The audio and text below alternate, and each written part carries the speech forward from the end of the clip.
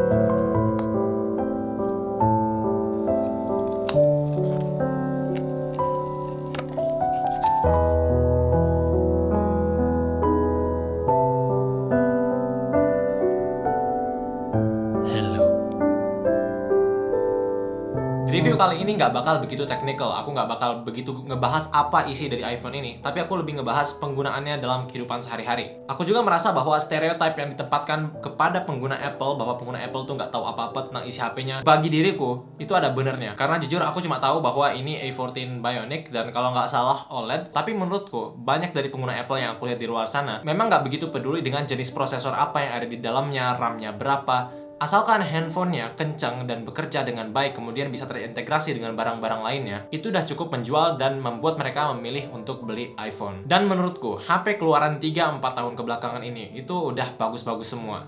Jadi perbedaan kecil-kecil dalam spek atau hal-hal semacam itu nggak begitu berpengaruh bagiku.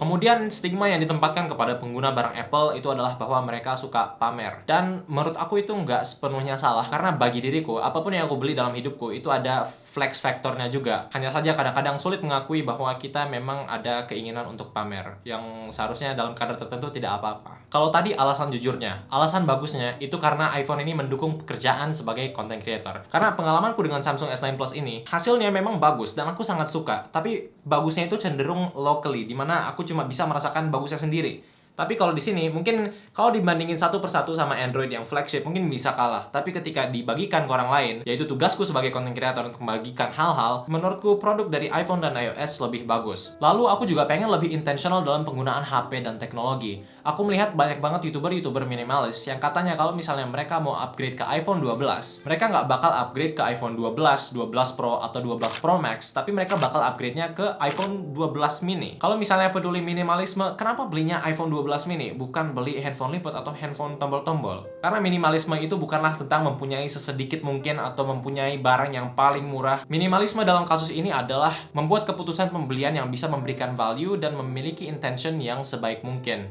Dan yang perlu dicatat, value bagi setiap orang itu juga subjektif. Jadi kalau misalnya menurutmu minimalisme adalah dengan membeli flip phone, silahkan. Tapi kalau menurutku minimalisme di sini adalah dengan iPhone 12 mini ini, aku punya akses ke fitur-fitur yang ada di iPhone-iPhone terbaik. Kayak misalnya kameranya, layarnya, operating systemnya, itu udah termasuk yang menurutku salah satu yang terbaik. Hanya saja dengan iPhone sekecil ini, dengan ukuran baterai dan ukuran layar yang lebih kecil, aku jadi punya lebih banyak alasan untuk tidak berada di HP-ku dibandingkan kalau misalnya aku punya iPhone atau HP yang besar. Kayak misalnya Samsung S9 Plus ini menurutku bagus banget. Saking bagusnya kadang-kadang aku suka kesedot dalam handphone ini dan juga baterainya tahan lama banget. Dan dulu mungkin aku bakal tetap beli ini, tapi aku sekarang menyadari bahwa kita nggak perlu melakukan semuanya dalam handphone. Untuk membalas email, menonton YouTube atau Netflix, kenapa kita nggak coba untuk menggunakan apa yang khusus dibuat untuknya? Misalnya, pengalaman untuk melakukan hal-hal tadi akan lebih baik rasanya jika dilakukan di iPad yang layarnya lebih besar, atau di laptop atau di komputer untuk menulis email dan tugas-tugas. Aku pengen penggunaan HP ini lebih ke essential saja. Apa yang bisa aku akses dengan cepat dan dengan baik dari HP, kayak misalnya untuk telepon, untuk messaging, dan mungkin ada beberapa aplikasi yang bisa membantuku, itu aku muat di sini. Selebihnya menurutku lebih baik didelegasikan ke iPad, tablet, laptop, atau komputer, atau apapun yang memang sudah dibuat untuk tugas-tugas itu. Oleh karena itu,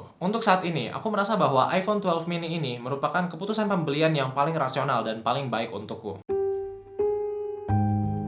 Sekarang first impressions-nya. Yang pertama, ketika aku baru membuka iPhone 12 mini ini, rasanya iPhone 12 mini ini kecil banget. Dan bahkan dalam hati aku sempet kayak menyesal selama kayak mungkin 5-15 detik karena aku melihat HP ini dan aku bandingkan dengan Samsung S9 Plus ini, dan kayaknya aku merasa bahwa aku nggak bakal bisa melakukan apa-apa di sini. Tapi mungkin itu karena kita atau aku lebih terbiasa dengan layar-layar HP yang besar. Jadi ketika aku baru melihat ini, rasanya ini abnormal. Bahkan keluargaku yang mungkin terbiasa juga dengan HP besar mengatakan bahwa iPhone 12 mini ini adalah keputusan pembelian yang kurang tepat karena sekarang tuh HP makin besar dan makin besar. Dan memang aku sempat berpikir apakah ini keputusan yang salah bagi aku. Tapi ternyata kayaknya itu cuma butuh pembiasaan aja. Sekarang kayak misalnya udah 2 hari. Dan bahkan sekarang menurutku ukuran smartphone yang normal itu seharusnya seperti ini. Ketika aku kadang-kadang masih megang S9 Plus ini, rasanya seperti aku megang batu bata. Bahkan kalau misalnya kita inget-inget lagi, 5-10 tahun yang lalu, ukuran handphone seperti ini bukanlah ukuran yang kecil. Ini termasuk handphone yang udah besar. Hanya saja kita makin beradaptasi dengan handphone yang makin besar sehingga handphone seukuran ini terasa seperti handphone yang sangat kecil. Tapi ketika sudah dipakai lagi, malah aku merasa bahwa ini adalah ukuran handphone yang sesuai. Kayak misalnya lihat, ini bisa aku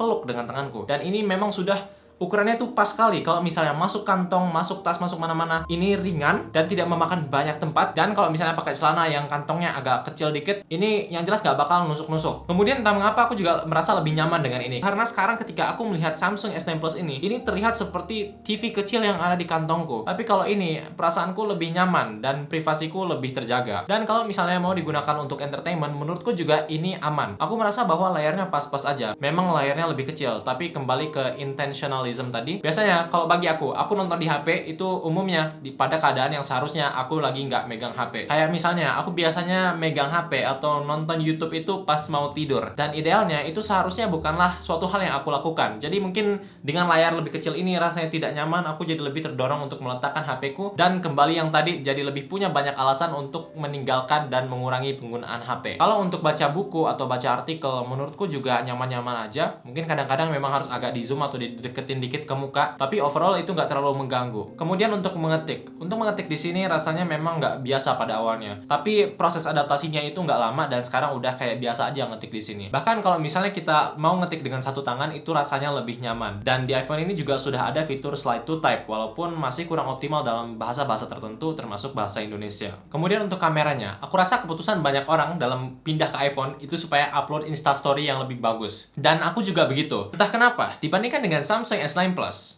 di iPhone ini aku terlihat lebih cantik. Perbedaannya dengan 12 Pro dan 12 Pro Max adalah lensa telefotonya, yang itu lensa ketiga di sini. Tapi setelah aku coba menggunakannya beberapa hari terakhir ini, aku rasa aku nggak begitu membutuhkan lensa telefotonya karena aku nggak ngambil foto dari jauh gitu. Aku juga bukan professional photographer, dimana aku butuh foto yang terlihat bagus saja. Setidaknya cukup bagus untuk media sosial dan untuk kenangan selamanya. Itu udah cukup bagi aku, dan saat ini aku tidak merasa ada kebutuhan untuk menggunakan lensa telefoto. Kemudian baterai. Menurutku baterainya pada iPhone 12 mini ini memang nggak begitu bagus. Kalau misalnya aku bandingkan dengan Samsung S9 Plus ini yang memang kapasitas baterainya jauh lebih besar, dalam kategori baterai aku merasa turun kelas. Kemarin aku coba bawa jalan-jalan sambil foto-foto gitu selama mungkin 15-20 menit, dan balik-balik tuh HP-nya udah berkurang 20-30% baterainya. Jadi kalau misalnya mau di luar memang kayaknya harus jaga-jaga bawa casan atau bawa power bank, atau mungkin kalau misalnya udah keluar dan tertarik untuk ngeluarin uang lagi, kayaknya nanti bakal ada casing yang barengan dengan battery pack-nya, atau nanti ada tempelan battery pack yang untuk MagSafe. Atau kita juga bisa melihatnya seperti ini. Ketika kita kehabisan baterai, itu berarti kita harus ngecas. Dan kalau misalnya kita harus ngecas, kita harus meletakkan HP kita. Kita bisa melakukan hal-hal lain yang prioritasnya lebih tinggi dan lebih bermakna buat kita. iPhone 12 mini ini adalah iPhone termurah dari seri iPhone 12. Fakta bahwa ini paling murah di antara teman-teman lainnya bukan berarti ini adalah HP yang murahan. Jadi kalau misalnya teman-teman ragu untuk beli iPhone 12 mini karena termurah di antara iPhone 12 lainnya, menurut aku sejauh ini